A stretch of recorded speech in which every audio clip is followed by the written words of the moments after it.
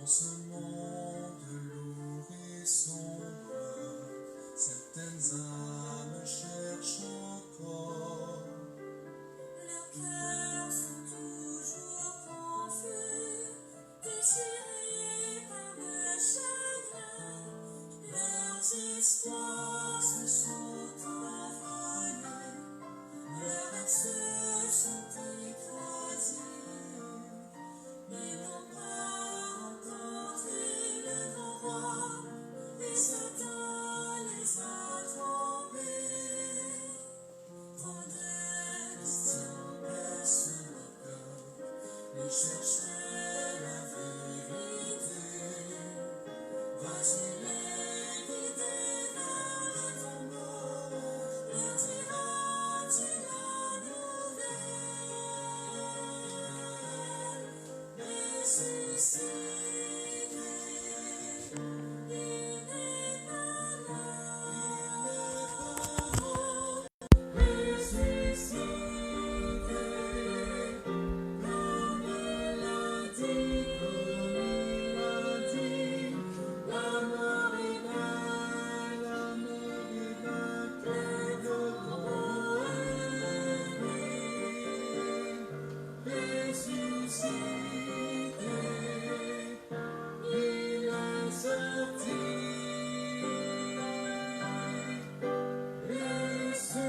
Ressuscité, il n'est pas mort. Ressuscité, comme il a dit, la mort est vaincue, le tombeau est vide. Ressuscité, il est sorti.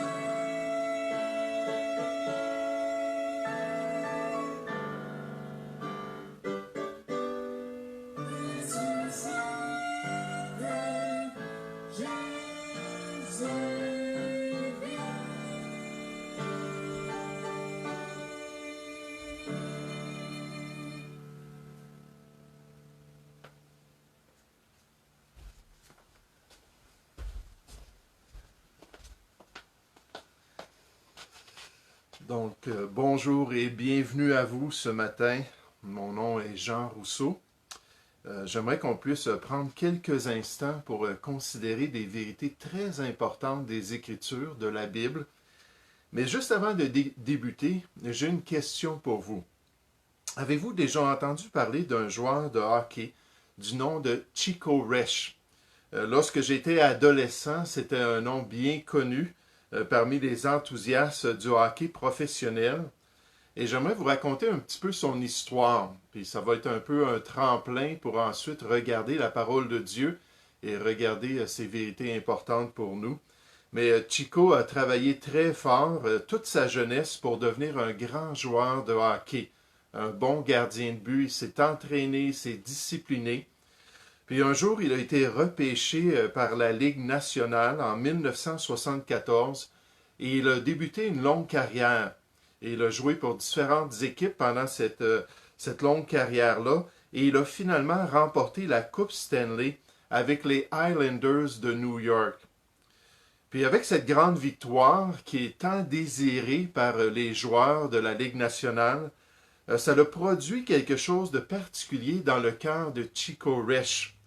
Alors qu'il s'est aperçu qu'il y avait un grand vide dans son cœur. Il y avait un grand vide à l'intérieur de lui.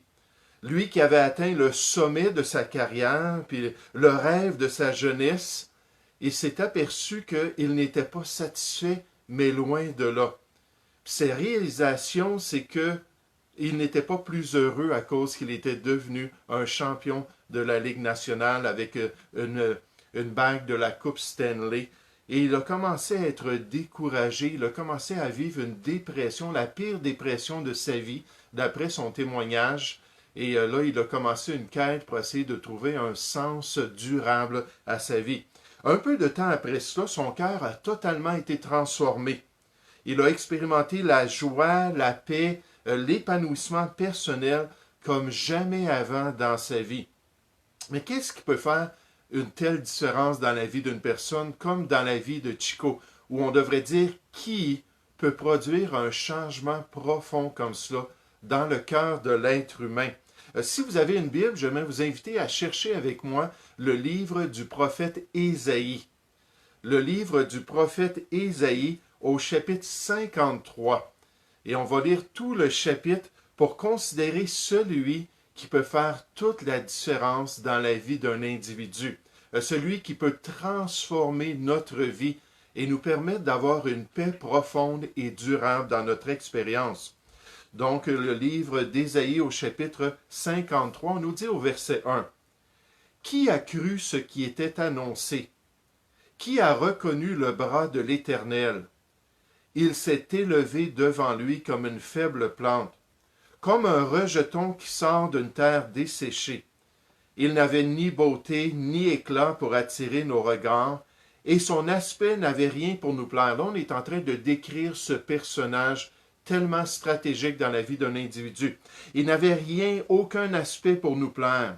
Méprisé et abandonné des hommes, homme de douleur et habitué à la souffrance, semblable à celui dont on détourne le visage, nous l'avons dédaigné. Et là, c'est le peuple juif qui parle de ce personnage-là. Ils disent, nous l'avons dédaigné, nous n'avons fait de lui aucun cas. Cependant, ce sont nos souffrances qu'il a portées. C'est de nos douleurs qu'il s'est chargé, et nous l'avons considéré comme puni, frappé de Dieu et humilié. Cependant, ce sont nos souffrances qu'il a portées, mais il était blessé pour nos péchés, brisé pour nos iniquités. Le châtiment qui nous donne la paix est tombé sur lui, et c'est par ses meurtrissures que nous sommes guéris. Nous étions tous errants comme des brebis. Chacun suivait sa propre voie, et l'Éternel, c'est-à-dire Dieu, a fait retomber sur lui l'iniquité de nous tous. Il a été maltraité et opprimé, et il n'a point ouvert la bouche. Semblable à un agneau qu'on mène à la boucherie, à une brebis muette devant ceux qui l'attendent, il n'a point ouvert la bouche. Il a été enlevé par l'angoisse et le châtiment. Et parmi ceux de sa génération, qui a cru qu'il a été retranché de la terre des vivants et frappé pour les péchés de mon peuple? On a mis son sépulcre parmi les méchants, son tombeau avec le riche, quoiqu'il n'ait point commis de violence et qu'il n'y ait point eu de fraude dans sa bouche. Il a plu à l'Éternel de le briser par la souffrance. Après avoir livré sa vie en sacrifice pour le péché, il verra une postérité et prolongera ses jours, et l'œuvre de l'Éternel prospérera entre ses mains. À cause du travail de son âme, il rassasiera ses regards. Par sa connaissance, mon serviteur juste justifiera beaucoup d'hommes, et il se chargera de leurs iniquités. C'est pourquoi je lui donnerai sa part avec les grands. Il partagera le butin avec les puissants, parce qu'il s'est livré lui-même à la mort, et qu'il a été mis au nombre des malfaiteurs, parce qu'il a porté les péchés de beaucoup d'hommes, et qu'il a intercédé pour les coupables. Mais ce matin, on est en train de regarder un des plus beaux passages de l'Ancien Testament qui parle de ce personnage tellement important dans la vie d'un individu. Un passage qui est majestueux et que j'aimerais vous expliquer ce matin.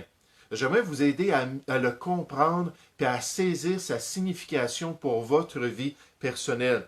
Puis remarquez avec moi ce matin que ce texte décrit celui qui fut un personnage méconnu. Un personnage méconnu parmi sa génération. Un personnage méconnu parmi le peuple juif au 1er siècle, il y a environ 2000 ans. Un homme que les gens n'ont pas bien compris. Un individu qui fut rejeté et considéré comme un imposteur, considéré comme un criminel. Et il y a eu beaucoup de mépris, il y a eu beaucoup de rejet de sa personne. Et Ésaïe le prophétise concernant son œuvre. Regardez au verset 1. Il a dit, qui a cru à ce qui nous était annoncé? Nécessairement, il y avait une question d'incrédulité ici. Qui a cru à ce qui nous était annoncé? Qui a reconnu le bras de l'Éternel, c'est-à-dire le serviteur que Dieu allait envoyer? Il s'est élevé devant lui, devant son Dieu, comme une faible plante. Pas comme un héros, pas comme un grand général, pas comme le grand Messie que les Juifs attendaient. Au contraire, ce personnage-là est venu comme une faible plante, comme un rejeton, une petite pousse d'un arbre qui sort d'une terre desséchée. Il n'avait ni beauté, ni éclat pour attirer nos regards, et son aspect n'avait rien pour nous plaire. Méprisé et abandonné des hommes, homme de douleur et habitué à la souffrance, semblable à celui dont on détourne le visage. Nous l'avons dédaigné, nous n'avons fait de lui aucun cas. Cependant, ce sont nos souffrances qu'il a portées, c'est de nos douleurs qu'il s'est chargé, et nous l'avons considéré comme puni, frappé de Dieu, nous l'avons considéré comme peuple juif, comme puni, frappé de Dieu et humilié. Ce passage biblique d'Ésaïe prophétise quelques 600 ans d'avance ce que devait devenir l'expérience de Jésus de Nazareth durant son ministère parmi les Juifs de la Palestine au 1er siècle. Puis ici, on nous dit que le peuple juif l'ont regardé comme quelqu'un de méprisable, l'ont regardé comme quelqu'un de faible, comme quelqu'un qui ne méritait pas leur attention, méritait certainement pas leur foi et leur confiance. La Bible affirme concernant le ministère de Jésus qu'il est venu chez les siens, chez les Juifs du 1er siècle, chez les descendants de son peuple, et les siens ne l'ont point reçu. Même pendant tout son ministère, près de 4 ans au milieu de cette nation-là, au milieu de cette génération-là, la Bible nous dit qu'ils ont rejeté son enseignement. Il a rendu témoignage, c'est ce qu'il est venu faire, enseigner la bonne nouvelle, enseigner concernant le royaume de Dieu, enseigner les vérités qui pouvaient changer la vie de cette génération-là. Mais il a rendu témoignage de ce qu'il a vu et entendu, et personne ne reçoit son témoignage. Il n'y avait personne qui avait le cœur ouvert, il n'y avait personne qui avait un esprit là, disposé envers lui. C'était le mépris, c'était le rejet, c'était une grande incompréhension de ce que Jésus de Nazareth était venu faire au milieu d'eux. Puis à la fin, le peuple juif même a été prêt à le livrer aux autorités romaines qui étaient au pouvoir à l'époque. On nous dit cet homme, Jésus, livré selon le dessein arrêté, selon la prescience de Dieu, selon le plan de Dieu. On dit au peuple juif, vous l'avez crucifié, vous l'avez fait mourir par la main des impies. Les Juifs du 1er siècle, ces gens-là de cette génération, ont rejeté celui qui fut envoyé pour changer leur vie. Celui qui fut envoyé pour transformer leur existence. Puis nécessairement, il y a toutes sortes de réactions qu'on peut avoir envers ce passage-là d'Ésaïe chapitre 53 ou envers l'œuvre de Jésus. Mais j'espère que pour vous, ce ne sera pas le rejet de ce personnage qui est tellement clé. Cet individu-là qui est tellement important et qui peut changer notre vie. Un auteur dit, comme beaucoup l'ont appris et enseigné plus tard, vous ne réalisez pas que Jésus est tout ce que vous avez besoin jusqu'à ce que Jésus soit tout ce qui vous reste. Puis des fois, avant que les gens ouvrent leur cœur, comme moi à l'âge de 21 ans, ma vie était totalement détruite. J'étais une locumène, tout avait changé dans ma vie, il ne me restait plus rien. Puis des fois, il faut que les gens soient amenés à des situations, des circonstances tellement pénibles pour qu'ils ouvrent leur cœur. Ce n'est pas nécessaire. On peut le faire. On peut s'ouvrir, on peut accepter, on peut mettre notre foi. Mais des fois, ça prend des circonstances comme ça. Lorsque les mémoires des Juifs, après la Deuxième Guerre mondiale, lorsqu'on est rentré dans les camps de concentration allemands comme celui d'Auschwitz, et lorsque les mémoires des Juifs qui avaient vécu dans ces camps-là et qui avaient été exécutés par les Allemands, lorsqu'on a lu les mémoires de ces Juifs-là, plusieurs d'entre eux ont décrit ce choix-là qu'ils avaient fait envers Jésus. Après avoir entendu le témoignage de chrétiens, après avoir été impressionnés par les autres Juifs ou les autres non-Juifs qui étaient présents dans ces camps de concentration et qui avaient tellement une paix en face de la guerre et en face de leur souffrance, beaucoup ont écrit que rendus à bout, ils ont ouvert leur cœur et ils ont trouvé cette paix-là. Ils ont trouvé cette transformation-là. Ils se sont tournés vers le Seigneur Jésus. Mais peut-être que vous vous posez la question, oui, mais pourquoi est-ce qu'il est important? Pourquoi Jésus est-il vital dans la vie d'un individu? Que peut-il faire réellement pour nous?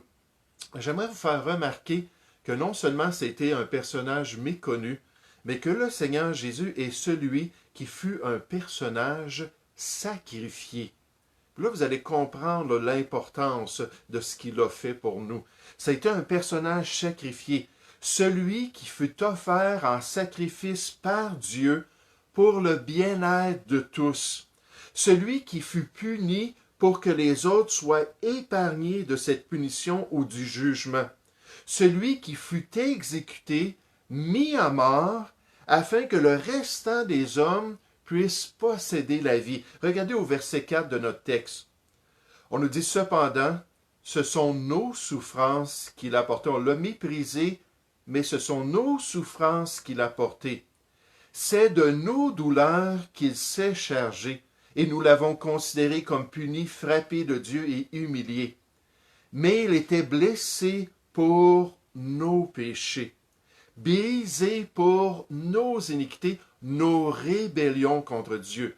Là, on décrit le cœur de l'être humain, le mal qui peut se développer dans notre cœur et qu'on peut pratiquer dans notre vie. Il a été brisé pour nos iniquités. Le châtiment qui nous donne la paix est tombé sur lui. Et c'est par ses meurtrissures que nous sommes guéris. Nous étions tous errants comme des brebis.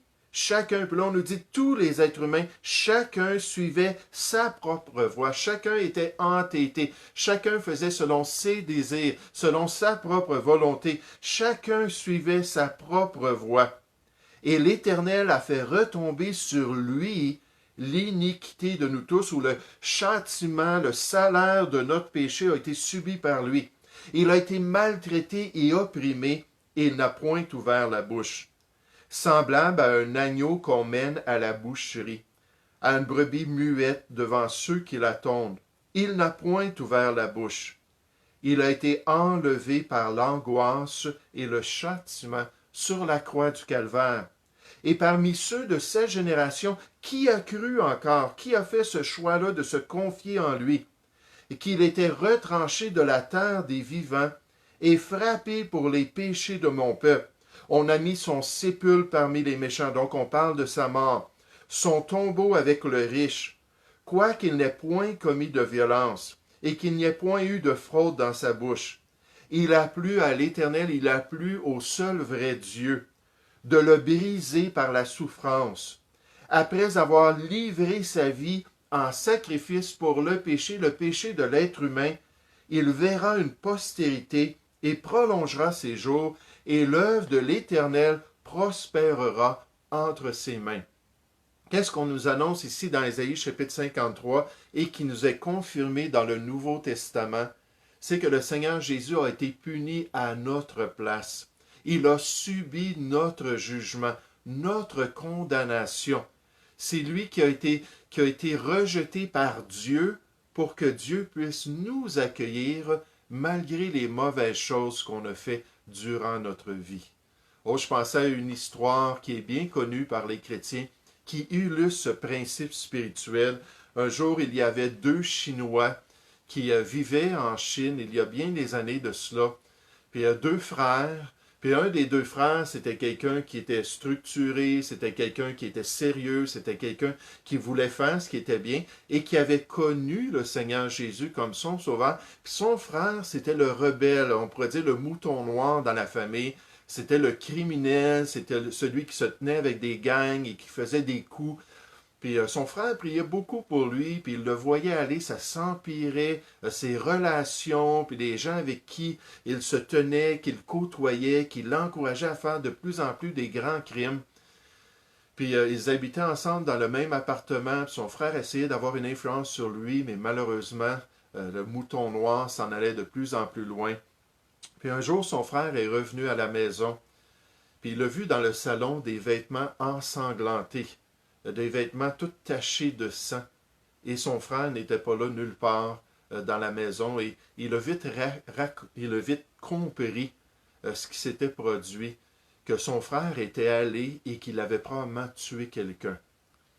Puis tous les deux étaient très similaires dans leur physionomie, ils se ressemblaient beaucoup. Il a décidé de mettre les vêtements de son frère et de se livrer à la police.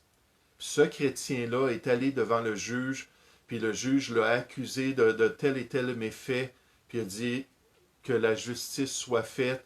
Puis finalement, il a été condamné et il a été exécuté. C'était une peine capitale. Quelque temps après, son frère, après qu'il ait vu que la police ne le cherchait plus, tout ça, est revenu à la maison. Et au lieu de ses vêtements ensanglantés, il y avait les vêtements de son frère. Puis quand il a vu ça, il a été affolé. Il a dit non, non, ça ne se peut pas. Puis il est allé voir la police. Puis il a dit, je viens de commettre un crime il y a quelques semaines, puis ainsi de suite. Puis il a décrit le crime, il a décrit le meurtre qu'il avait fait. Et finalement, les policiers ont dit non, non, il dit c'est réglé cette situation-là. On a trouvé le coupable. Puis là, il a fait des recherches, puis il a même réussi à trouver le juge qui avait condamné le coupable pour s'apercevoir que son frère avait été jugé à sa place. Puis là, il a dit au juge, oui, mais c'est moi le coupable. Puis le juge a dit non, maintenant tu es libre. Maintenant, il n'y a aucune condamnation contre toi. Quelqu'un a été puni à ta place. Et ça, c'est l'Évangile. Ça, c'est la bonne nouvelle. Ça, c'est l'œuvre du Seigneur Jésus, ce qu'il a accompli pour nous. Ce concept d'échange de responsabilité puis de condamnation s'appelle la substitution dans les passages des Écritures où on décrit l'œuvre du Seigneur Jésus, où on nous dit Christ aussi a souffert une fois pour les péchés, lorsqu'il était sur la croix du Calvaire, lorsqu'il était en train de subir ce supplice-là, il portait, la Bible nous dit, sur son corps notre condamnation, il portait nos péchés en train de subir cette condamnation terrible-là. On nous dit qu'il a souffert une fois pour les péchés, lui juste, celui qui n'était pas coupable, celui qui ne méritait pas la mort, lui juste, pour des injustes. C'était quoi l'objectif? Afin de nous amener à Dieu. La Bible nous dit que nous sommes tous des pécheurs, que nous avons tous fait des choses mauvaises, que le Dieu juste doit condamner le péché et punir le pécheur. Mais dans son amour, il a réconcilié sa justice avec son désir pour l'être humain en punissant le Seigneur Jésus lui-même. On nous dit concernant Christ, celui qui n'a point connu le péché, celui qui n'était pas rebelle, celui qui n'a jamais fait de mauvaises actions, qui n'a pas fait le mal, il, Dieu, l'a fait devenir péché pour nous. Il a mis toute notre condamnation, toutes nos impuretés personnelles, il a mis ça sur le Seigneur Jésus, il l'a fait devenir péché pour nous, afin que nous devenions en lui justice de Dieu. Probablement le verset le plus célébré dans le Nouveau Testament, c'est Jean 3,16 qui nous dit « Car Dieu a tant aimé le monde qu'il a donné son Fils unique. Il a regardé l'humanité pécheresse. Il a regardé l'homme sur cette terre qui est rebelle envers sa loi, rebelle envers sa volonté. Puis il a tellement aimé ces gens-là qu'il a donné son Fils unique. Il l'a envoyé sur cette terre, il l'a envoyé à la croix du Calvaire, afin que quiconque croit en lui, tous ces rebelles-là, tous ces pécheurs-là, comme moi, qu'on puisse croire en lui, croire dans son sacrifice, afin que nous ne périssions point, nous ne subissions point ce jugement-là, mais au contraire qu'on puisse avoir la vie éternelle. Ce qui est merveilleux, c'est que dans notre texte d'Ésaïe, chapitre 53, on nous montre que c'était volontairement que le Seigneur Jésus a fait ça. C'était le plan de Dieu. Jésus est venu et il a choisi d'accomplir toute la volonté de son Père. Il a choisi même de mourir à notre place et de subir notre condamnation. On nous dit au verset 6, « Nous étions tous errants comme des brebis. Chacun suivait sa propre voie. Et l'Éternel a fait retomber sur lui l'iniquité de nous tous.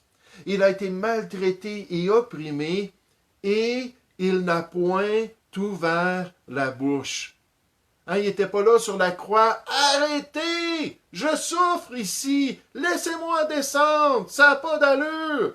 Que quelqu'un vienne me sauver, que quelqu'un vienne me délivrer! » Il n'a jamais résisté comme ça, même quand les gens se moquaient de lui et le mettaient au défi de descendre de la croix. Et Jésus est resté là, ces heures-là de souffrance agonisante. Il est resté là. Puis la Bible nous dit, il n'a point ouvert sa bouche. Semblable à un agneau qu'on mène à la boucherie, à une brebis muette devant ceux qui la tombent, il n'a point ouvert la bouche. Il a été enlevé par l'angoisse et le châtiment, et parmi ceux de sa génération, qui a cru qu'il était retranché de la terre des vivants et frappé pour les péchés de mon peuple. Et au verset 12, le texte biblique nous dit, « C'est pourquoi je lui donnerai sa part avec les grands. Il partagera le butin avec les puissants, parce qu'il s'est livré lui-même à la mort. » Parce que c'est lui qui a choisi de verser son sang et de rendre son esprit entre les mains de son Dieu. Il l'a fait volontairement, par amour pour chaque être humain. Jésus dit, « Je suis le bon berger. » Le bon berger donne sa vie pour ses brebis. Il l'offre volontairement. Personne ne me l'ôte ma vie. Ce ne sera pas une injustice des Juifs, ce ne sera pas une manigance des Romains. Personne ne me l'ôte. Je la donne de moi-même. Et les gens qui ont été témoins de son œuvre et ceux qui sont devenus chrétiens parmi ses disciples ont pu rendre ce témoignage. Nous avons connu l'amour. On a vu de nos propres yeux c'est quoi le vrai amour. Nous avons connu l'amour en ce qu'il a donné sa vie pour nous. Est-ce que nous avons connu cet amour-là dans notre propre cœur? Est-ce que nous avons expérimenté la paix qui nous vient de connaître le salut en Jésus? La joie de le savoir comme notre Sauveur, comme celui qui est mort à notre place, comme celui qui a donné sa propre vie pour qu'on soit pardonné de nos péchés. Le soulagement de savoir qu'il n'y a plus de condamnation qui demeure sur notre cas parce que quelqu'un d'autre a été puni à notre place. Comme ce témoignage de Mark Johnson, un autre joueur de la Ligue nationale qui jouait dans la même équipe de Chico. Puis il a dit, j'avais connu des chrétiens dans le passé, mais j'ai vraiment vu quelque chose de différent chez mon coéquipier Chico Resch. Chico vivait sa foi d'une manière qui produisit dans mon cœur du respect et de la confiance à son égard. Et sa vie avait été totalement transformée. Un homme qui était rendu dépérimé, un homme qui avait plus de sens à sa vie, un homme qui savait plus où se diriger. Puis à un moment donné, Jésus est rentré dans son cœur, puis sa vie a été totalement transformée. Il dit, ça m'a donné un respect et une confiance en lui. Il dit, le lendemain, après avoir considéré les choses, je lui ai demandé s'il avait des livres sur les sectes. Parce que maintenant, Chico était croyant. Chico était religieux selon le monde. Alors certainement qu'il était dans une secte quelconque, puis je lui ai dit cela. Et il m'a invité, Leslie et moi, à l'étude biblique des couples de l'équipe. Et dans cette équipe-là, où Chico Resch était, il avait formé une étude biblique pour les joueurs qui le désiraient bien. Puis donc, Mark Johnson et son épouse sont allés, ont commencé à entendre la parole de Dieu. Puis à un moment donné, alors qu'il revenait à la maison, Mark Johnson s'est mis à genoux à côté de son lit. Puis il a dit, oui, maintenant je comprends. Je comprends, Jésus, tu as été puni à cause de mes mauvaises actions, à cause de mes péchés. Et Jésus, je t'invite dans ma vie. Puis sa vie a été totalement transformée. Puis après ça, Mark s'est joint à Chico pour célébrer l'œuvre de celui qui avait révolutionné leur vie. C'est pas seulement pour eux, parce que la Bible nous dit aussi que Jésus, c'est un personnage qui est efficace. C'est un personnage efficace pour changer des vies. C'est un personnage efficace pour donner une paix durable. Ça fait 33 ans que je le connais. J'aimerais vous dire, ça fait 33 ans que j'ai cette paix-là avec Dieu. C'est un personnage efficace pour établir une certitude du pardon des péchés. Et c'est pourquoi, aux yeux des chrétiens, cette bonne nouvelle, Jésus est mort à notre place. L'Évangile même, c'était quelque chose d'extraordinaire. Paul le dit, car je n'ai point honte de l'Évangile, de cette œuvre-là du Seigneur Jésus. C'est la puissance de Dieu pour le salut de quiconque est prêt à croire en lui. C'est un message qui est puissant. C'est un message qui transforme. C'est un message qui peut nous changer. Regardez au verset 9 de notre texte. On a mis son sépulcre parmi les méchants en parlant de cette efficacité. Son tombeau avec le riche. Quoiqu'il n'ait point commis de violence et qu'il n'y ait point eu de fraude dans sa bouche. Il a plu à l'Éternel, il a plu à Dieu de le briser par la souffrance. Après avoir livré sa vie en sacrifice pour le péché, il verra une postérité. Jésus, ce serviteur-là, le bras même de Dieu, va voir une postérité et prolongera ses jours. Et l'œuvre de l'Éternel, cette œuvre-là choisie par Dieu pour nous sauver, pour nous transformer, pour nous donner un nouveau cœur, l'œuvre de l'Éternel prospérera entre ses mains. À cause du travail de son âme, il rassasiera ses regards en face de tous ceux qui vont croire. Par sa connaissance, par cette relation-là avec Jésus, mon serviteur juste justifiera beaucoup d'hommes. Et il se chargera de leur iniquité. Ça va être efficace, ça va s'appliquer dans la vie des gens. C'est pourquoi je lui donnerai sa part avec les grands. Il partagera le butin avec les puissants, puisqu'il s'est livré lui-même à la mort, puisqu'il a été mis au nombre des malfaiteurs, puisqu'il a porté les péchés de beaucoup d'hommes et qu'il a intercédé pour les coupables. Dans l'Épître aux Romains, puis l'Épître aux Romains, c'est un épître, c'est une lettre qui a été écrite à une église de Rome. Et le sujet, c'est la justification. Le sujet, c'est cette œuvre-là du Seigneur Jésus dans tous ces domaines-là, dans toutes ces facettes, on pourrait dire. Puis on nous parle de cette œuvre-là du Seigneur Jésus, puis on explique ça en grand détail dans l'Épître aux Romains. Mais on nous dit, mais si par l'offense d'un seul, le premier être humain à être rebelle, le premier être humain à désobéir, le premier être humain à suivre sa propre voie, si par l'offense d'un seul, il en est beaucoup qui sont morts dans ses descendants, à plus forte raison, la grâce de Dieu qui est derrière cette œuvre du Seigneur Jésus et le don de la grâce, ce cadeau qu'on peut recevoir du pardon de nos péchés et d'une transformation de notre cœur. Le don de la grâce venant d'un seul homme, Jésus-Christ, ont été abondamment répandus sur beaucoup. Et ça continue de nos jours. Les gens mettent leur foi en Jésus. Les gens se tournent vers lui. Les gens comme Chico Resch ou Mark Johnson expérimentent une nouvelle vie en Jésus-Christ. On nous dit, car comme par la désobéissance d'un homme, beaucoup ont été rendus pécheurs. De même, par l'obéissance d'un seul, beaucoup seront rendus justes. Mais là où le péché a abondé, la grâce a surabondé. Et encore aujourd'hui, c'est le jour du salut. Et nous pouvons bénéficier du sacrifice accompli par le Seigneur Jésus.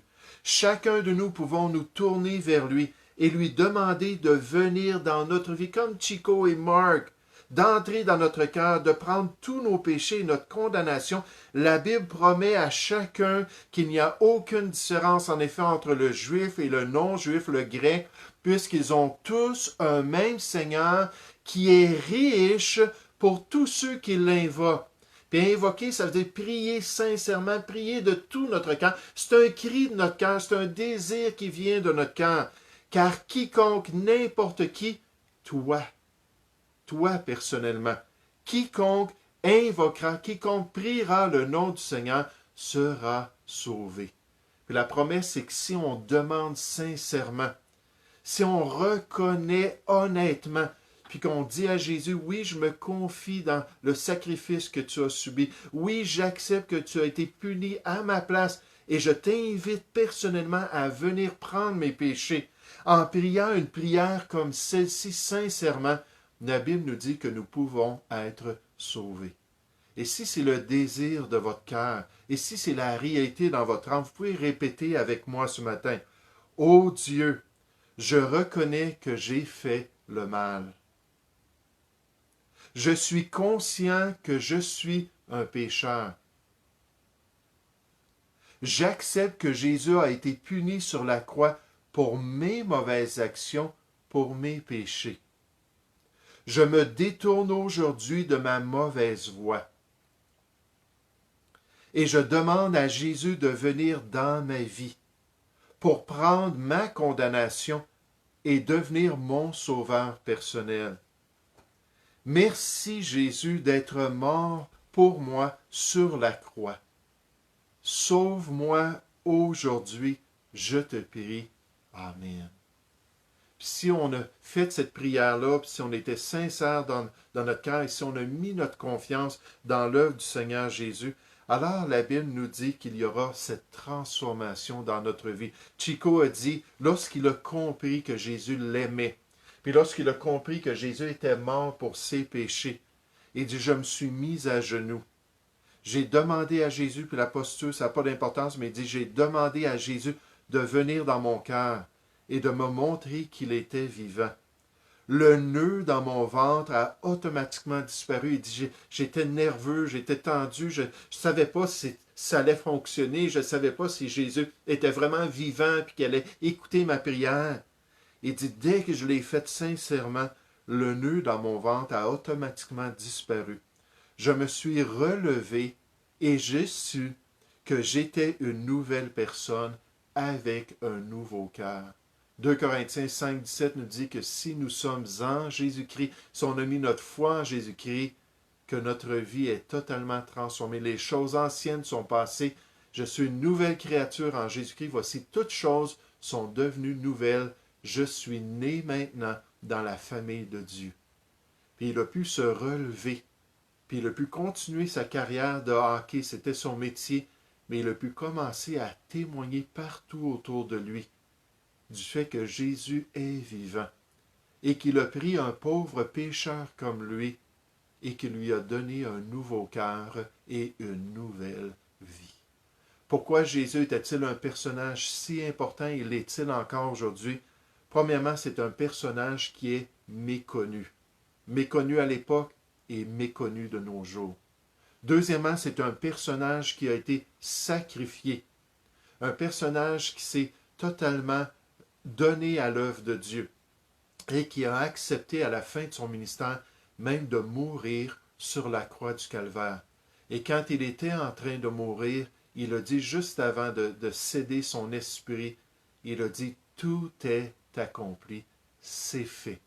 La transaction est faite, j'ai subi votre condamnation et maintenant voici le cadeau que je vous offre, la vie éternelle, la transformation de votre vie à cause de ce que j'ai accompli. » Et on voit que le Seigneur Jésus est efficace.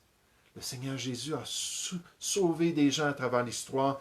Le Seigneur Jésus continue aujourd'hui à sauver des personnes, tous ceux qui veulent bien se tourner vers lui avec sincérité, peuvent expérimenter cette nouvelle vie-là, cette transformation-là.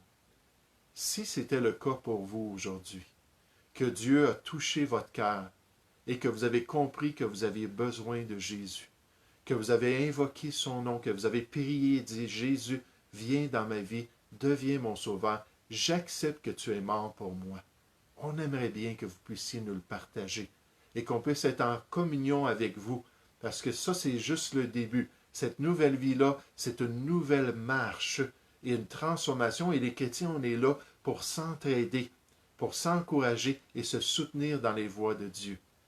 Et pour tous ceux qui écoutent ça et qui connaissent déjà le Seigneur Jésus, hey, aujourd'hui, on devrait dire encore « Merci Seigneur, merci pour mon salut et merci que tu as pris mes péchés. » Et on devrait le louer à chaque jour pour la gloire de Dieu. Bonne semaine à tous, que le Seigneur vous bénisse abondamment.